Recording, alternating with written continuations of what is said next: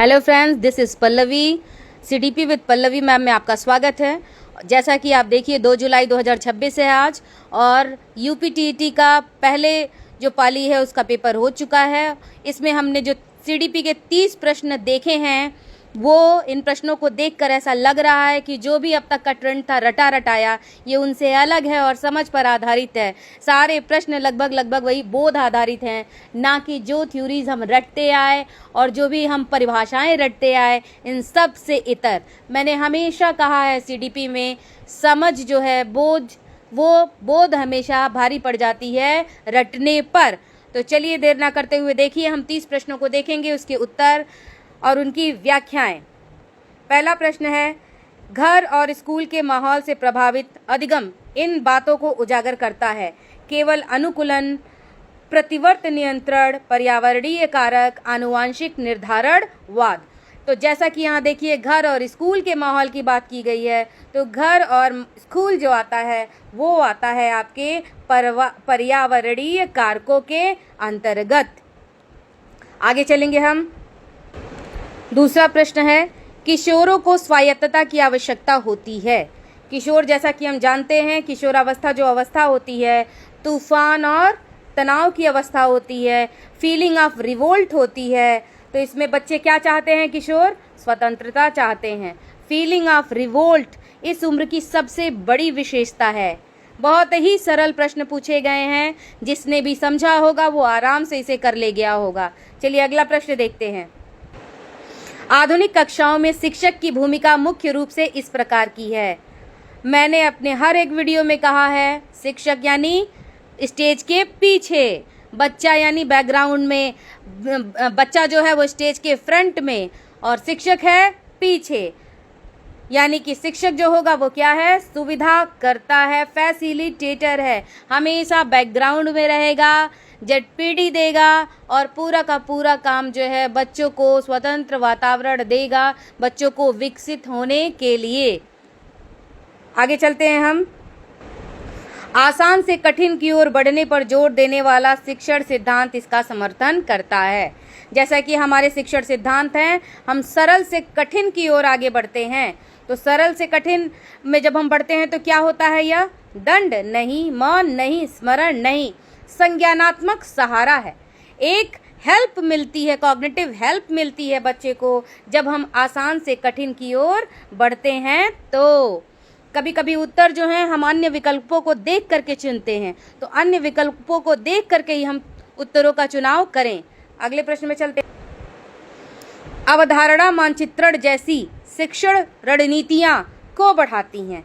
अवधारणाओं का मानचित्रण यानी मैपिंग, ज्ञान का संगठन एक पॉजिटिव चीज है। ये निष्क्रिय अधिगम बिल्कुल नहीं, सतही स्मरण बिल्कुल नहीं, प्रतिक्रियात्मक क्रिया नहीं। इसमें सबसे अच्छा जो ऑप्शन था, ज्ञान के संगठन को सभी अवधारणाओं का जब मानचित्रण किया जाता है तो ये एक अच्छी शिक्षक टेक्निक है। ज्ञान के संगठन को ये बढ़ावा देती है। स्कूल का वातावरण बच्चे के विकास को निम्न तरीकों से प्रभावित करता है। कैसे? सहज प्रवृत्ति, प्रतिक्रियाएं, पाठ्यक्रम और शिक्षक का संवाद। केवल जीन की तो यहाँ बात ही नहीं होगी स्कूल में, सहज प्रवृत्ति भी नहीं, प्रतिक्रियाएं नहीं। यहाँ सबसे अच्छा जो ऑप्शन होगा वो होगा पाठ्यक्रम और शिक्षक का संवाद। आगे चलेंगे हम। अलग अलग समूहों के बीच टकराव के दौरान एक समावेशी सुविधाकार को इसे प्राथमिकता देनी चाहिए। मैंने समावेशी शिक्षा पे जाने कितने वीडियो बनाए हैं, क्योंकि आज की जो शिक्षा है उसमें सबसे प्रमुख एनईपी 2020 का जो कीवर्ड है वो है समावेशी शिक्षा। तो समावेशी सुविधाकार को क्या प्राथमिकता देनी है? परिहार बिल्कुल नहीं, छात्रों को स्कूल से निलंबित करना नहीं, शांत और सम्मानजनक चर्चाएं, प्रतिघार का प्रभुत्व, प्राधिकार बिल्कुल होगा ही नहीं। तो शांत और सम्मानजनक चर्चाएं। आगे बढ़ते हैं हम। सीखने की सबसे अच्छी परिभाषा है, कौन सी परिभाषा है? Learning is the modification of behaviour through experience and training Gates and others. अनुभव के कारण व्यवहार में होने वाला अपेक्षाकृत स्थायी परिवर्तन ही अधिगम कहलाता है। मैं जल्दी प्रश्नों का उत्तर लूंगी क्योंकि वीडियो लंबा हो जाता है। तो शारीरिक विकास, परिपक्वता, ये सब कारक है, सीखने के लिए आवश्यक दशाएं हैं, परंतु सीखना जो अनुभव के कारण व्यवहार में अपेक्षाकृत स्थायी परिवर्तन होता है उसे हम कहते हैं। आगे चलते हैं। पठार को निम्न कारकों से पार किया जा सकता है। पठार क्या होता है भाई? तो पठार का मतलब होता है अधिगम की गति, अधिगम का जो वक्र है वहीं फ्लैट हो जाता है। हमारा जो अधिगम जो है ये वक्र यहाँ फ्लैट हो जाएगा, अधिगम में कोई भी वृद्धि नहीं हो रही है। तो आप इसे कैसे पार करेंगे? पाठ्यक्रम को कम करके नहीं, दंड देना नहीं, शिक्षण की रणनीति बदलना। हो सकता है कि बच्चा जो है आपकी जो टीचिंग टेक्निक है वो उबाऊ हो, उसके कारण नहीं सीख पा रहा है, तो हम रणनीति बदल देंगे और पठार से उसको हम बाहर निकाल लेंगे, फिर से उसको सीखने के ट्रैक पे आगे बढ़ा लेंगे। चलिए आगे बढ़ते हैं हम। आशुबिल के अनुसार सीखने में विफलता तब हो सकती है जब परीक्षाएं कम हो जाती हैं, शिक्षण पूर्व ज्ञान की अनदेखी करता है, प्रतिस्पर्धा बढ़ती है नहीं, होमवर्क बढ़ता है नहीं। तो इसमें सबसे बढ़िया जो होगा, विफलता तभी होती है जब बच्चे के पूर्व ज्ञान से हम उसको रिलेट करके नहीं सिखाएंगे, तभी विफलता आएगी। अचानक से सब कुछ बच्चे के लिए नया नया नया है, जो उसको कनेक्ट ही नहीं कर पा रहा है उसके पूर्व में सीखे गए ज्ञान से। चलिए आगे बढ़िए। अनुकूलित गृह कार्य दर्शाता है। अनुकूलित शब्द को समझिए। अनुकूलित यानी हर व्यक्ति के हिसाब से अलग अलग। कम अपेक्षाएं, कक्षा में अलगाव, बिल्कुल नहीं। जो समावेशी शिक्षा की मैंने बार बार बात की है, उसमें दो चीज़ें मैंने बार बार कही हैं। पहला तो लचीलापन, सबके लिए अलग अलग, और एक ये नया शब्द जो उसमें है जुड़ा, अनुकूलित। अनुकूलित यानी सबके हिसाब से हर बच्चा अलग अलग अपना अनुकूलन करेगा। शिक्षार्थी की आवश्यकताओं के आधार पर विभेदीकरण। अनुकूलित गृह कार्य क्या दर्शाता है? अनुकूलित का मतलब हुआ कि बच्चा की जो कैपेसिटी है हम उसको उसी के हिसाब से वर्क देंगे। ये नहीं कि पूरी क्लास को दे दिया, जैसा कि आजकल के इंग्लिश मीडियम स्कूल्स में होता है कि 3 पेज घर से करके ले आओ, आज इतना पूरा प्रिपेयर कर लो। नहीं, मुझे तो यही लगता है कि आज का जो इंग्लिश मीडियम स्कूल्स हैं वहाँ पे समावेशी जैसा कुछ है ही नहीं। वहाँ पूरा क्लास एक साथ शामिल हो जाता है, बस यही समावेशी कक्षा की परिभाषा है। क्योंकि वहाँ पे सभी बच्चों के लिए, अगर क्लास में 60 बच्चे हैं तो सबको एक जैसी शिक्षण तकनीक, एक ही शिक्षण का स्तर, सब कुछ वही देना है। बच्चे को बराबरी में लाने के लिए ना तो कोई निदानात्मक शिक्षण है, ना ही कोई निदानात्मक परीक्षण होता है, और ना कोई उपचारात्मक शिक्षण होता है। माँ बाप को अगर चिंता है तो वो ट्यूटर रखें, बच्चे की प्रॉब्लम्स को टैकल करें और उसको क्लास के लेवल में पहुंचाएं। This is the problem of parents, not of the school, आज के इरा में। तो यहाँ हम ध्यान रखेंगे कि अनुकूलित गृह कार्य का मतलब होता है कि बच्चे के हिसाब से। तो ये समावेशी शिक्षा का गुण है, और मुझे आज के आधुनिक युग में जो ये मॉडर्न स्कूल्स हैं वहाँ पे ये चीज़ दिखाई, समावेशन जैसा कोई चीज़ दिखाई नहीं देता है। वहाँ एक ही डंडे से सबको हाका जाएगा। If you are capable do that, otherwise just be out of that, वहाँ से आप बाहर निकल जाइए। चलिए आगे बढ़ते हैं। बच्चों के विकास के सामान्य सिद्धांतों के अनुसार विकास को निरंतर प्रक्रिया क्यों माना जाता है? क्यों विकास जो एक निरंतर प्रक्रिया क्यों है? फ्रॉम वुम्ब टू टूम्ब, यानी कि गर्भ से लेके कब्र तक, जो परिभाषा हम लोगों ने पढ़ रखी है। विकास निरंतर क्यों है? जन्म से लेकर, 2 शब्दों में इंग्लिश के बोले तो वुम्ब टू टूम्ब, यानी कि गर्भावस्था से लेकर के कब्र तक जाने का जो समय है वही विकास कहलाता है। इसीलिए ये एक निरंतर प्रक्रिया है जो आजीवन चलती रहती है। कड़ी आलोचना के बाद भाग लेना बंद कर देने वाला छात्र। आलोचना के बाद भाग लेना बंद कर दे रहा है बच्चा, पार्टिसिपेशन बंद है आलोचना के बाद। निम्नलिखित में से किस सीमा का प्रदर्शन करता है? सकारात्मक। सकारात्मक जैसी तो कोई चीज ही नहीं है यहाँ। दंड आधारित नियंत्रण, अंतर्दृष्टि अधिगम, ZPD, तो इसमें क्या होगा? दंड आधारित नियंत्रण है ये। आगे चलते हैं। किशोरावस्था में सीखी हुई लाचारी का सबसे सीधा प्रभाव पड़ता है। लाचारी का प्रभाव किस पे पड़ेगा? ऊंचाई पे नहीं, सुनवाई पे नहीं, प्रतिक्रिया की गति पे। सबसे ज्यादा जो प्रभाव पड़ेगा वो पड़ेगा दृढ़ता और बच्चे के प्रयास पर। समावेशी स्कूल वातावरण की विशेषताएं हैं। समावेशी स्कूल वातावरण की क्या विशेषता है भाई? सम्मान और सहभागिता। समावेशी यानी सबका साथ सबका विकास। और जब सबको साथ लेके चलेंगे, हर एक बच्चे की उसकी आवश्यकताओं का सम्मान होगा। केवल अंकों से प्रेरित छात्र मुख्य रूप से द्वारा प्रोत्साहित होता है। अंकों से प्रेरित है, केवल अंकों से। अंक कहाँ से आ रहे हैं? बाहर से आ रहे हैं। बार बार ये बात कही गई थी जब भी मैंने वीडियो बनाया था। इस पे भी मेरा वीडियो है। मेरे जितने वीडियो रहे हैं आप देखेंगे कि मैंने समझाने पर बल दिया है। तो यहाँ जब बाहर से प्रेरणा आ रही है तो उसका मतलब हो गया बाह्य अभिप्रेरणा। जब रुचि की बात होती है तब आंतरिक होता है, लेकिन यहाँ पूरी की पूरी प्रेरणा बाहर से आ रही है तो ये बाह्य अभिप्रेरणा है। थार्नडाइक का प्रयास एवं त्रुटि अधिगम सीमित है। क्यों सीमित है? संज्ञान की उपेक्षा करता है। बिल्कुल सही। ये कहते हैं ना, जानवरों पर इन्होंने प्रयोग किया, लर्निंग को क्या इन्होंने बना दिया? जो छोटे बच्चे जो हैं, जानवर हैं, उन तक ही थार्नडाइक का जो ट्रायल एंड एरर थ्योरी है सीमित है। जो हाई लेवल की थिंकिंग है, जैसे कि लर्निंग बाय इनसाइट कोहलर ने कहा था, तो थार्नडाइक के सिद्धांत की यही आलोचना की जाती है कि ये जो है ट्रेनिंग पे बेस्ड है, ये बच्चों तक ही सीमित रहेगा और जानवरों पर आधारित है। ये इसमें अंतर्दृष्टि यानी सूझ की उपेक्षा की जाती है। हर समय सीखना यंत्रवत नहीं होता है। कभी कभी जब हम बड़े होते हैं धीरे धीरे तो बार बार हम प्रयास नहीं करते हैं, बल्कि अचानक से समस्या समाधान हम लोग हाइपोथेसिस बना लेते हैं। हर बार ट्राई एंड एरर नहीं करेंगे, कई परिकल्पनाएं बनाएंगे और मानसिक रूप में यह तय कर लेते हैं कि यही इसका सबसे सही समाधान होगा। तो यहाँ हमारा ट्राई एंड एरर नहीं है। जब हम हाइपोथेसिस का निर्माण करते हैं तो हमारा संज्ञान काम आता है, अंतर्दृष्टि काम आती है।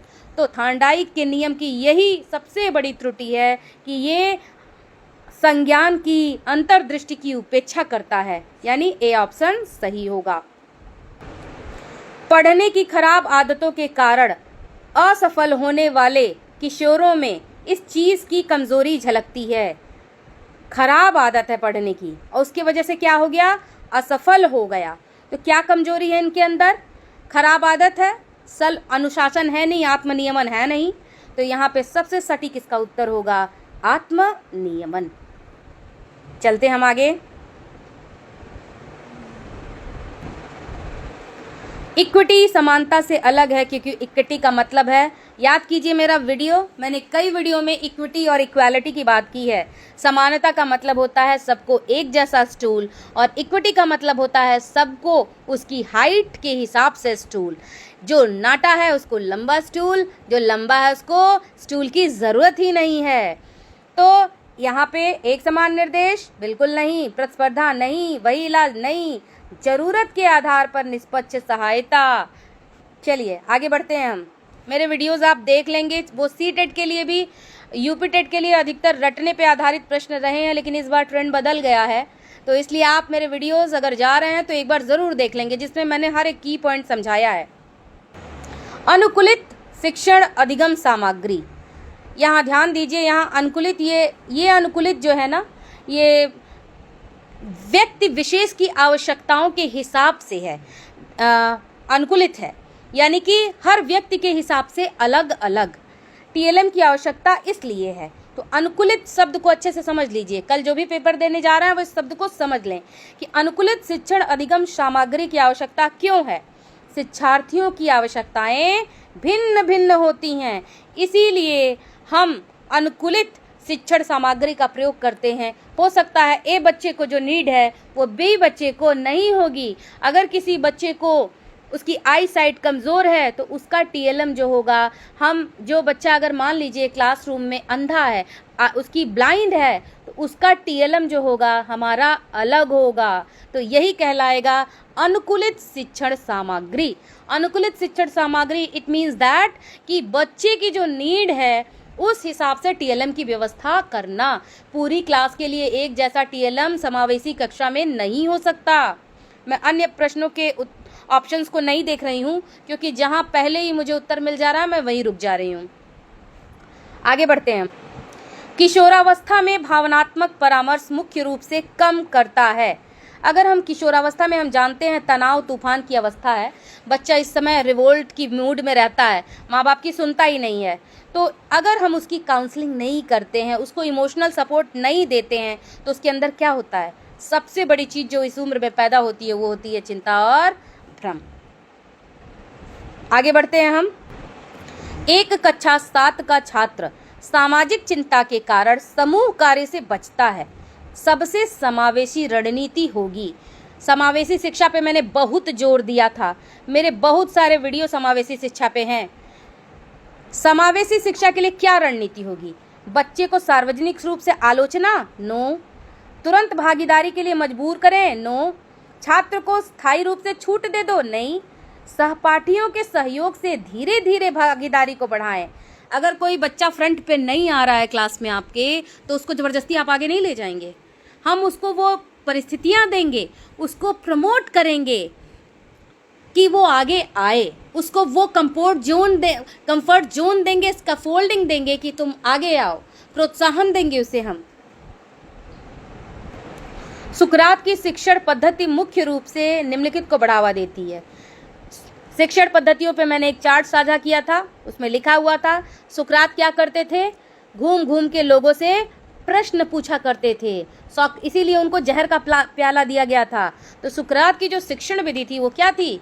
प्रश्न पूछना और आलोचनात्मक चिंतन को बढ़ावा देना। यही उनका अपराध था, इसी कारण उनको विषपान कराया गया था। थॉर्नडाइक के अनुसार सीखना तब तक प्रभावी ढंग से नहीं होगा जब तक सीखने वाला दंडित न हो, नो, परीक्षित न हो, तैयार न हो, शांत न हो। सोचिए, तो इन सब में सबसे महत्वपूर्ण होता है थॉर्नडाइक का तत्परता का नियम। लर्निंग तब तक नहीं होगी जब तक बच्चा रेडी नहीं है। तो सबसे पहले नंबर पे जो उनका नियम आता है तत्परता का नियम, यहाँ वही सही होगा। Readiness, the law of readiness. Group project, group है भाई, समूह द्वारा सीखने को बढ़ावा देते हैं। ग्रुप में क्या बच्चा करेगा? सोचने को कम करके नहीं, साझा तर्क को प्रोत्साहित करके। यहाँ पे तर्क क्या होते हैं? ग्रुप है ना, तो तर्क हमारे साझा होंगे। आगे नहीं बढ़ रही हूँ मैं, वीडियो लंबा हो जाएगा। कक्षा में होने वाली बहसों के माध्यम से संज्ञानात्मक विकास को बढ़ावा दिया जा सकता है। तो कक्षा में होने वाली बहस एक ग्रुप डिस्कशन है। ये संज्ञानात्मक विकास को कैसे बढ़ावा दे सकती है? निष्क्रिय श्रवण, मौन, स्मरण, संज्ञानात्मक संघर्ष। तो यहाँ पे देखिए, संघर्ष हमेशा नेगेटिव नहीं होता है। संघर्ष अगर संज्ञान का हो रहा है, विचारों का हो रहा है, तो वो पॉजिटिव है। तो ग्रुप डिस्कशंस में बच्चों का संज्ञानात्मक संघर्ष होगा। सही उत्तर होगा संज्ञानात्मक संघर्ष। किशोरावस्था के दौरान गणित सीखने में ठहराव, गणित सीखने में ठहराव अमूर्तता की बढ़ती मांगों के कारण हो सकता है, जो निम्नलिखित संकेत देता है। पलटा गिरावट, सुदृढ़ीकरण की अनुपस्थिति, स्थायी असमर्थता, विकासात्मक संक्रमण, कठिनाई। तो गणित सीखने में थोड़ा ठहराव आ गया। जैसा कि हम जानते हैं किशोरावस्था जो है अमूर्त चिंतन की अवस्था है, इसमें व्यक्ति अमूर्त चिंतन करने लगता है। अगर ठहराव आ गया है तो इसका मतलब है विकासात्मक संक्रमण की उसको प्रॉब्लम है। नॉर्मली इस उम्र में बच्चे अमूर्त चिंतन करने लगते हैं, हाई लेवल गणित के क्वेश्चंस को सॉल्व करने लगते हैं, लेकिन अगर वहाँ ठहराव है तो इसका मतलब वहाँ पे कोई न कोई कठिनाई है। यदि कोई किशोर कठिन कार्यों को करने से इनकार करता है तो यह दर्शा सकता है कठिन कार्य नहीं करना चाह रहा है, पलायन की प्रवृत्ति है इसके अंदर। असफलता का भय, संबद्धता की उच्च आवश्यकता। संबद्धता यहाँ कनेक्टिविटी की बात ही नहीं है, उसे डर है, वो भाग रहा है असफलता से। आगे बढ़ते हैं हम। अत्यधिक स्क्रीन समय और अनियमित दिनचर्या के कारण किशोरों का देर रात तक जागना मुख्य रूप से निम्न में से कौन से कारणों से होने वाली कठिनाइयों का एक उदाहरण है? तो स्क्रीन टाइम बहुत ज़्यादा है, बुद्धि की कमी तो है नहीं, खराब मोटर समन्वय भी नहीं, मतलब है प्रतिक्रियात्मक भी नहीं। ये जो है आपका एक पर्यावरणीय कारक है जो बच्चे के डेवलपमेंट को अफेक्ट कर रहा है। ये व्यक्ति के अंदर से नहीं बल्कि बाहरी पर्यावरण है जिसको कंट्रोल किया जा सकता है। तो अगले प्रश्न पे चलते हैं। सहयोगी सीखना समावेशन को बढ़ावा देता है। सहयोगी सीखना है पदानुक्रम को प्रोत्साहित करना, सहपाठियों के सहयोग को बढ़ाना, शिक्षार्थियों की रैंकिंग या कक्षा में अलगाव। तो हम समावेशन की परिभाषा में जानते हैं, अलगाव तो होगा नहीं, रैंकिंग भी नहीं होगा, पदानुक्रम भी नहीं, सहपाठियों के सहयोग को बढ़ाना। प्रश्नावली कैसी लगी? मैंने सभी प्रश्नों के उत्तर प्रस्तुत कर दिए हैं, आप मिला लीजिएगा कितने हैं। और हमेशा अपने रटने पे बोध को प्राथमिकता दीजिए, क्योंकि बोध आपके जीवन में भी काम आता है, हर जगह काम आता है। तो मैं पल्लवी श्रीवास्तव, शिक्षक संघर्ष से सफलता के शिखर तक की admin, best of wishes to all of you who are going to appear tomorrow. जो लोग भी कल परीक्षा देने जा रहे हैं उनके लिए बेस्ट ऑफ लक। पैटर्न देख लिया आपने, जाहिर सी बात है ऐसे प्रश्न रहे हैं तो आगे भी पैटर्न ऐसे होगा, तैयारी कर लीजिएगा। प्रश्नावली अच्छी लगी, लाइक शेयर कमेंट ज़रूर करिएगा, मेरे पेज को प्रमोट करते रहिएगा, क्योंकि व्यूज़ काउंट फेसबुक पे नहीं करते। जब तक आप लाइक शेयर कमेंट्स नहीं करते हैं पेज की ग्रोथ नहीं होती। चलिए मिलते हैं नेक्स्ट वीडियो में। शुभकामनाएं, आपका पेपर अच्छा हो, आपका परिणाम अच्छा हो। नमस्ते।